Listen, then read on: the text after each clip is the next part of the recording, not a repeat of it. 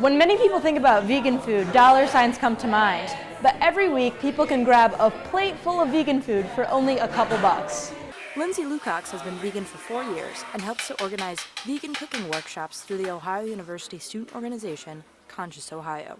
Resources are definitely here and people just don't recognize them, especially in this area where food insecurity is a big issue, not just like on campus, but outside of campus and in the Athens community. People don't realize how cheap vegan food is. Like literally beans, rice, potatoes, vegetables are like staple items for vegans. The workshops allow vegans and meat eaters alike to come together to cook and eat a fully vegan dinner. The dinners take place in the basement of United Campus Ministries. Conscious Ohio suggests people donate $1 to $3 in return for the meatless meal. Part of their breakfast for dinner meal includes vegan sausage, mixed with mushrooms and beans. Director of OU's Food Studies theme, Teresa Moran, looks into how food affects our lives socially, economically, and environmentally.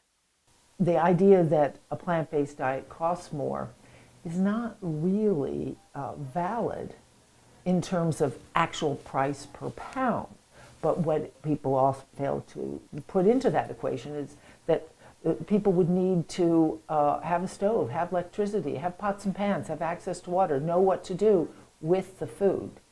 Eating plants is cheaper than eating meat, but you have to know what to do with them. According to a poll conducted by Harris Poll, 2.3% of Midwestern adults identify as vegetarian. For WOUB Public Media, I'm Madeline Peck.